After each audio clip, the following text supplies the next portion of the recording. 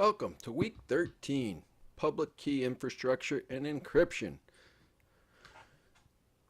So what do we got today? We're going to look at the public key infrastructure, encryption, basically how it all comes together with the business world, confidentiality, communications. So basically the PKI, public key infrastructure, is an encryptions that are used by everyone every day. Every time you log into the internet, you pay for something, you're using encryption. And we're going to kind of go over briefly how all this comes together. As you know, there's an entire class, Cryptology. So if you haven't taken that yet, you'll learn in depth more about this. But this is kind of just going to provide an overview of what we're going to be looking at. We're going to look at what the PKI is, the different components, the different digital signatures, the PKI certificates, encryption process, encryption in everyday life. Like I said, we use it every day when we're on the internet. So every time you log in a secure site, that's what it is. So, public key infrastructure, PKI. It consists of programs, procedures, and security policies. It employs public key cryptography and the X.509 standard for digital certificates. It's a hybrid system. It uses both symmetric and asymmetric key algorithms. So basically what it's going to do for us, it's important because it provides security mechanisms for businesses, e-commerce transactions. You look for the little lock in the bottom or the HTTPS. It tells you it's secure, that it's using some type of encryption process. You can do it with emails, when you make payments, but it makes the internet safer. So that's the purpose of what this is. So let's take a look at what makes it up. So these are the different components of what make up the PKI. Is a framework that consists of programs, procedures, security policies. So it's not just a hardware or software solution. It's a whole combination of how all this comes together. It's a hybrid of systems, asymmetric and symmetric algorithms that kind of put everything together and allows us to have it. So what is a certificate authority?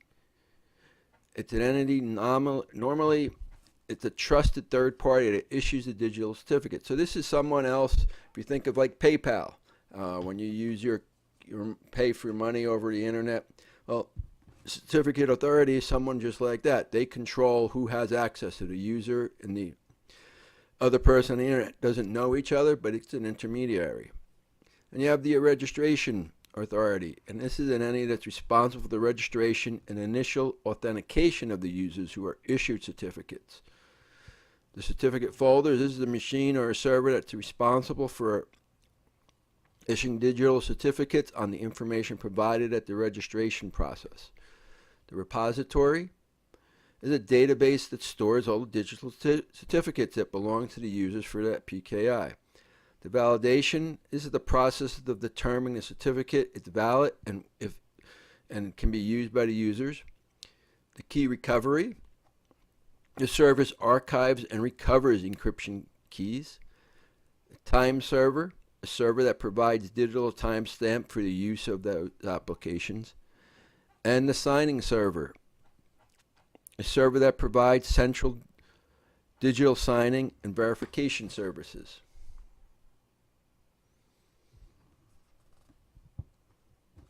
So how does this kind of work? Well, if you look over here, we start with plain text. They call it clear text. We have a key, and it's going to be encrypted.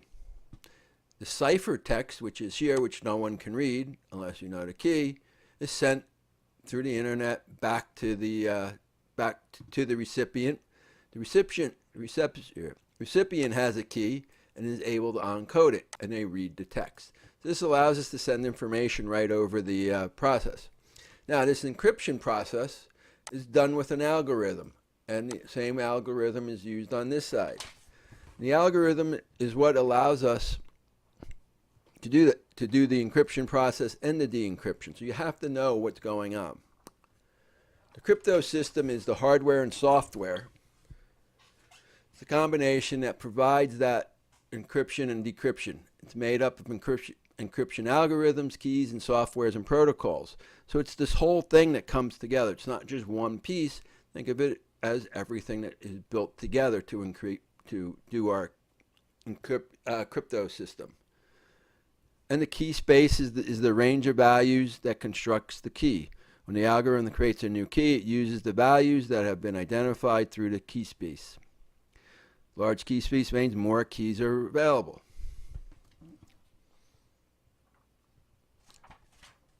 So if we look at, this is the Symmetric system, and if you notice, they have our clear text over here, our encryption process, this is sent through the internet, the de-encryption, they share a key.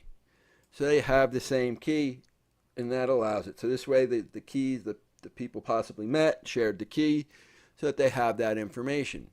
When we look at the asymmetric, it's this clear text here, but if you notice here, we have two separate keys. We have a sender's private key, and then the public key is used to decipher the code.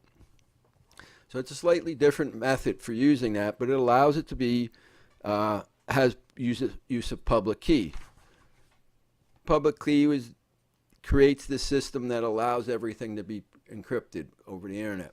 If you look at the difference between symmetric and asymmetric, number of keys needed, well, if it's a nice small group, you only need 2 keys, 1 for each person. Nice and simple. If you have 3, then there's 3 people. But when you start getting up in numbers, you can see the asymmetric or the public key, you don't need as many keys as generated. So if you have 10 people, you need 45 keys here. Here you would only need 20. And as that number grows, it gets quite large. For 100,000 people, here you only need 200,000 keys, or here you need several million keys. So that's one of the advantages of the asymmetric. So here's how it kind of works. Joan has a public key. Joan receives a message, decrypts the message on her computer with a private key. Joan's private key is only available to her, so she doesn't know it, or no one else knows this. Joan's public key is available on the internet. So what happens, Joan publishes it in a website, pays it. So any person on that website is going to send Joan that message. Joan, the user, if this is you sitting here, you're buying something, you're going to request that public key from Joan. Joan sends it to you. And then when she gets the message, she has the private key that enables her to read the message. That's kind of what it's going to do for us. So what are the business requirements? Basically requires for multiple uses within the organization. Common examples, cryptography includes protection of the internet internal data from external parties, prevent insiders from seeing what they shouldn't see, ensuring software and data integrity, ensuring secure collaborations between entities, securing cloud computing, providing information transactions to the consumers. So as you can see, cryptology plays a large part in everything that we're doing. Now we're going to talk about digital certificates and how they work. They basically are used by individuals and serve to provide unknown third parties. This is someone else that we don't know, but we want to do business with them. The certificate kind of ensures that they're following the regulations. They kind of do what this have. We don't know who they are, but it's kind of like the same thing as PayPal that we use. A digital certificate uses associated public key to unique identified owner. Versions of certificates are tracked. Unique serial numbers, algorithm IDs, name of the certificate users, name of the owner, public keys. So as you see, there's a large amount of stuff that goes into the data certificates. Here is a digital certificate, kind of what it looks like. This is for the PCI security.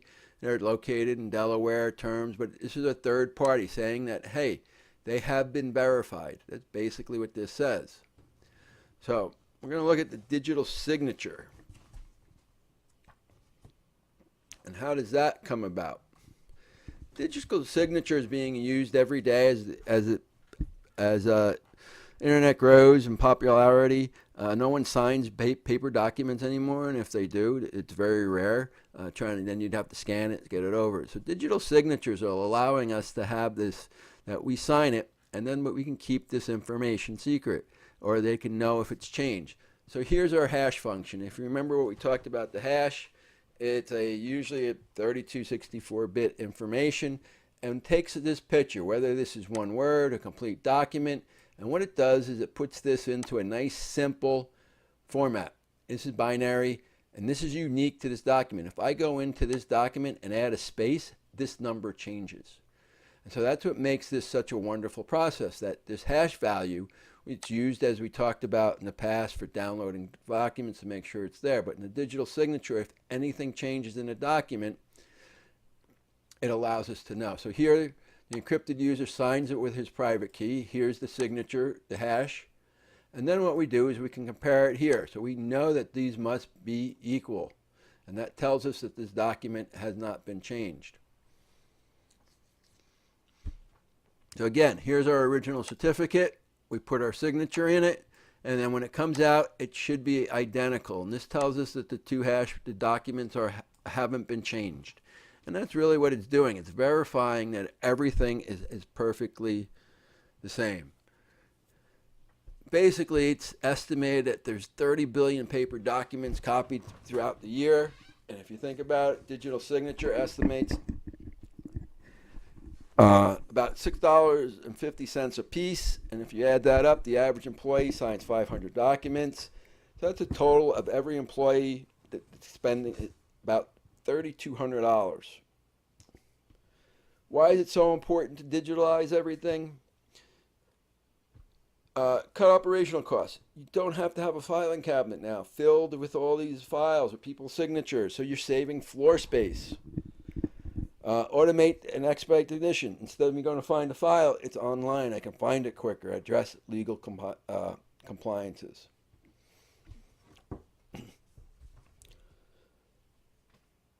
So we're going to take a look at some key management. How do we make sure that the keys are there? There's several different things we want to look at for key management. The security keys through the life cycle, key generation, the initial creation of the keys, the technical accuracy behind the creation, how were they created, is it symmetric, asymmetric, what's the foundation, ensuring the randomness of the keys so no one can break them. And these are some of the things we want to look at. How about key distribution? Moving keys from one point to another. There are a few different stages, initial and subsequential. Establishing a key to secure manner, key storage. Where are these keys stored and where are they after distribution? Usage. When are the keys in the production environment are being used for email, file transfer, securities. Key recovery, restoring a key after a failure has occurred in the key storage. If the hardware or software associated with the key fails, a new system can acquire it. Key termination. How do we destroy the keys? What's the protocol for getting rid of it? What's the life cycle of it? And archival. Retaining a key that has been terminated. A copy is kept in a key in storage for validity. Validating data if required. Some key management areas we want to look at. What should the key length be? Obviously, the longer the key, the harder it is to break, but we don't want them too long. Keys should be random. An algorithm should use full key space. A key life should be corresponding with sensitive data. Highly secure document should have a short key life. The more a key is used, the shorter its lifetime should be also.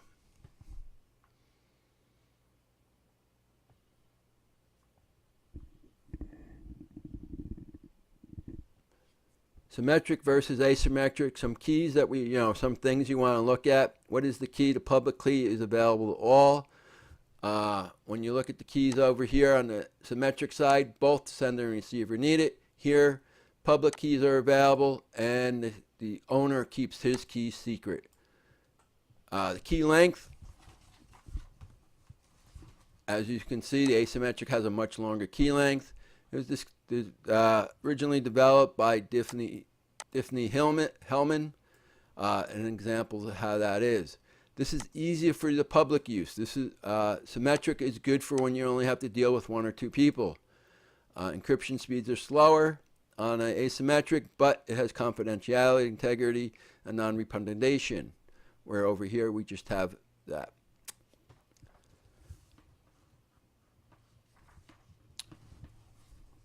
The certificate authority is a trusted organization that maintains, issues, and distributes digital certificates. When a user requests a digital certificate, the RA verifies the user's identity and sends a request to the CA. The CA creates the certificate, signs it, and sends it with the user, and maintains it over the life of the certificate. When another user wants to communicate with the user, the CA is the vouch for that user. So it's a third party that kind of monitors all this for us. So this is kind of how it kind of works. So we got Alice and Bob over here. We got Alice is down here and Bob over here. So Alice makes a request to the RA, which is right up here. This is step one. She's going to say, hey, I want to request this. Step two, RA sends back the information, requested information from Alice. So RA is going to say, hey, are you who you are? Let's identify it. Let's confirm you are Alice. And the RA will verify the information and send that digital to the certificate. Digital certificate request. So then it comes over to here. The authorization. The CA creates a certificate with Alice's public key and information embedded. The public-private key pair generated for Alice's machine. If the CA creates it, it must be transferred securely to the CA. Then what Bob wants to do, Bob says, hey, I want to send you a message. It's top secret, can't tell anyone.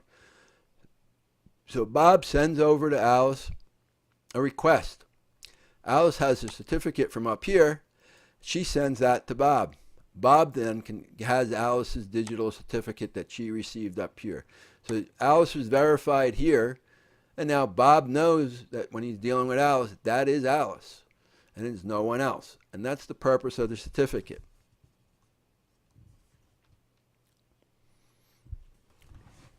So how do we ensure confidentiality, integrity, authentication, and non-repudiation? Well, what is it? It's a system, a symmetric and asymmetric encryption algorithm, digital certificates to provide security for multiple applications and users. Provides a more secure environment for both the organization. So confidentiality ensures that only the intended recipient can read it. Integrity ensures that data has not been altered. Authentication ensures the sender and recipient are who they say they are, and non-repudiation ensures the originator cannot refute what's going on.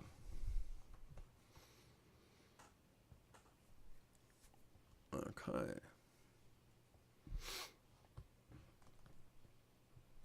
What is the PKI?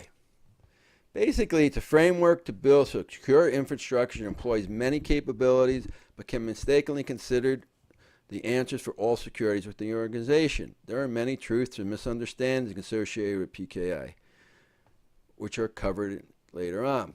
But basically, what it does is PKI is a strong authentication mechanism. It provides integrity, authentication for a single framework. It's not the answers to all the security issues. It does not provide authorization and does not ensure the end user can be trusted.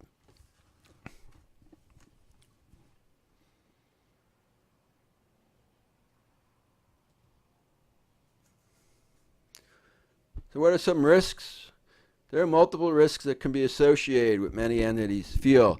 Now, one of the largest risks is with key management. If the PKI management is mishandled, the entire PKI system could fail. For example, allowing attackers to access to the PKI literally can give away the keys to the server room and implement. Some feel that key management itself is a potential risk. Managing a secure environment with multiple keys and multiple entities can be overwhelming. So we want to manage the security of the environment, making sure the keys are properly set, properly maintaining information.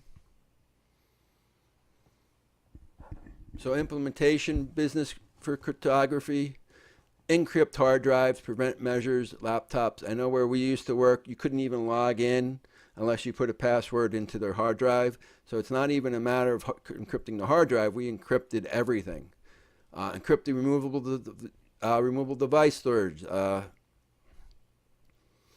anytime you put a USB in, it should be encrypted. This allows us to make sure that USB, if something happens to it, it's not going to fall into the wrong hands.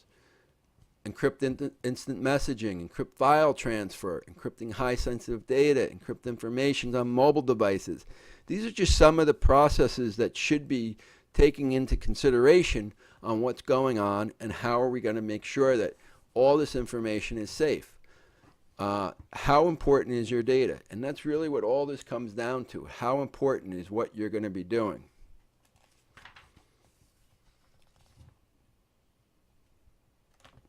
So certificate authorities, where we kind of covered it real brief before, but this is a little bit more information on it, on the different parts of it, on how it comes together. So, policy authority responsible for establishing distribution, maintaining, promoting, and enforcing all of the policies of the individual functions. A policy authority is responsible for the policy associated with it. Certificate manufacturer generates and manages the digital certificate asymmetric key pairs. The certificate manufacturer may distribute the root public key and sign the certificates. Certificate insurer distributes the certificates that are generated for the certificate manufacturer. Revocation manufacturer generates and maintains the revocation of the asymmetric pairs. Notification of certificate revocation is provided by that. Registration authority provides a mechanism for requesting digital signatures, certificates. Authentication service validates the subscription services, and the repository stores and distributes the public keys. So what did we cover? The different PKIs and how it all comes together. Non-repudiation and digital signatures, which we use today, is getting bigger and bigger. Encryption process and encryption in our everyday life. This is the general belief on everything that we covered today. So, hope you enjoyed today. Go out and smile.